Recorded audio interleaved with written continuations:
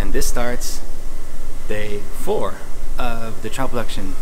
And it's the last day, it's Friday. Today I'll be asking some questions that were put in the comments in one of the previous videos. I only saw one concrete question, and today I'm just checking out Wooting 2 keyboards as the final day, doing some more tests, and I think at the end of the day I can come with a conclusion about what the result is of the total production.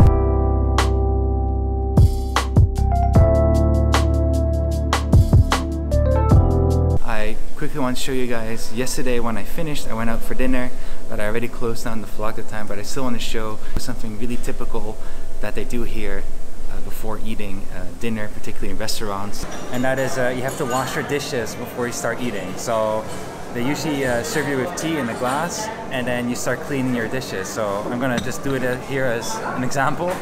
So this goes in here, and very often they use their chopsticks like this and they start cleaning their chopsticks. Yes, it's real, I'm not shitting you. And actually these chopsticks and these dishes, I just unpacked it from plastic, so go figure. Now the next thing is my spoon a bit, okay, and now the last part is I need to do my dish.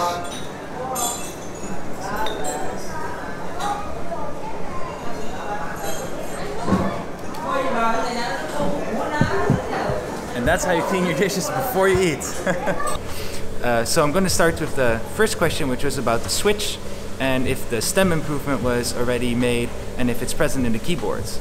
And the answer to that is yes, it is, and I'm going to show you. Here on the left side we have the new switch. Here on the right side we have the old switch. Now why this question was asked is because previously we had the issue where when you take off the keycaps in some cases or a certain angle, it could snap the stem. A very annoying issue, and has to do with the material that's used for stem, and they now made a change in the injection point. Now as you can see from this one here on the side, there's this weird little dot, and that's the injection point. And then on the left side you can see how on the top that there's a little chipped off part, which is the new injection point. So they basically moved the injection point because that was the weak spot. That's where and how the stem would snap easier when you would particularly do a modifier key, pulling it out from an angle. Now let's put this into practice, and I'm going to try pulling off a keycap from a new switch and see if I can break it. Here we have a little bit of a shitty pal Wooting 2 sample that I've been using a lot, but it's all installed with the new switches. This is one of those modifier keys I was talking about, and I want to do 2 tests. One is I'm going to push it from its weak angle, and the second one is I'm going to use our puller to try to pluck it out with a lot of strength in the wrong angle as well. So first is I'm going to push it upwards this way where its weak angle is. So let's see what happens. I'm going to use a lot of strength. I haven't tried breaking them yet, so this will be kind of the first time. We do have a Twitch video showing how Eric tested the new switch and tried breaking them. Okay, now I'm going to push it from the other side. I'm using a lot of strength. Okay, also no. So now I'm going to grab a puller. Alright, so here we have our famous orange puller, and we're going to use the keycap side, which is this side. The recommended way is you have to put it in this method and then wait until you hear 2 clicks, which means it grasps on both spots, so you can easily pull it out. So I'm gonna try pulling it now. Oh. Okay, I pulled it out with quite a lot of force, but I did it at the okay angle. And let's try to do this again at a really bad angle. Okay, so here we go again. Nope.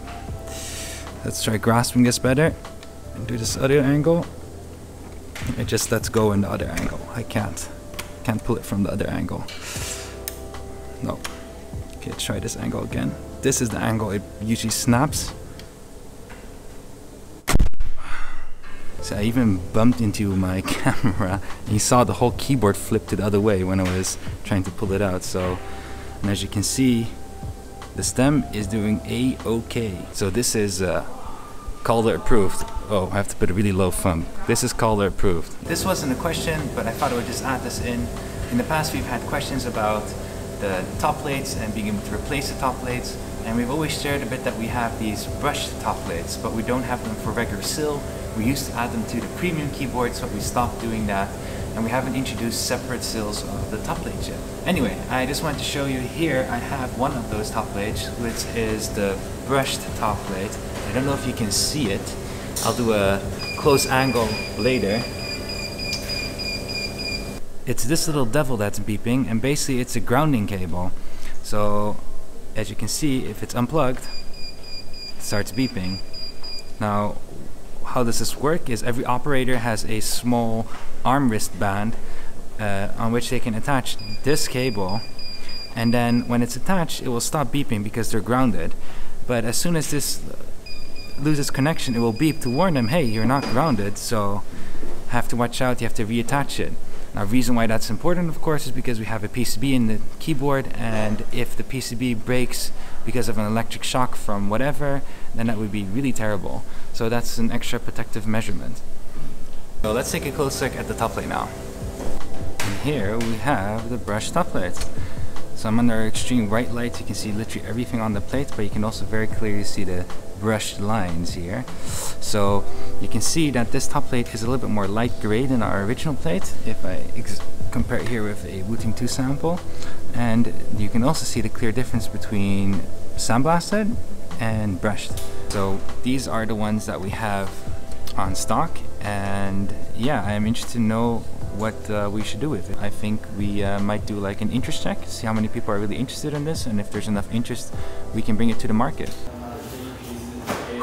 Such a long day. Tested a lot of keyboards today again on the last day. Obviously all the last moment stuff happens today. The testing I do is very, let's say, repetitive, so it's not very interesting material to watch. Anyway, the first conclusion of the trial production is that it's a success. We made some great progress and we got some great results. So in the beginning, we had some issues with the analog input, and that was expected because that's also what we had with the Wooting 1. But now we know what kind of influence factors there are, so we were able to quickly make changes. And again, the PCB placement on the board and everything was a very important factor, and we were able to jump on it straight away and make some adjustments and do the tests again, and it would drastically improved. And I just like tested a whole bunch of keyboards through all our requirements, and everything is okay. Is it 100% done yet? I think next week they still need to test the remaining keyboards. We didn't go for all 50 yet, doing the latest changes, so they need to double check that. But from all the keyboards I've tested until so far, we're getting close to, I think I did 20 or something, I forgot how many. We're all okay, so that's already a very good sign. If all 50 are okay, then we're golden. I'm packing my stuff right now because tomorrow morning I need to leave very early back to Taiwan, and I think I'm going to wrap up the vlog here in the hotel room now. The last couple of things I just want to say is that we have a live stream, Wooting live stream happening this coming Friday, which I think is on the 23rd of November. I will be attending that one, and that's where we can do more Q&A if you would like to, and I will probably have more information that time about when the mass production will be. But the good news is this process went good, so that means the next process will also go faster. I hope you enjoyed the vlogs. I hope this quality was good, and of course at mass production we'll have more of it, and then you will be with me here too. So I'm looking forward to that. And well, yeah, this ends the vlog for the trial production. So thank you for watching, and see you in the next one. Bye bye.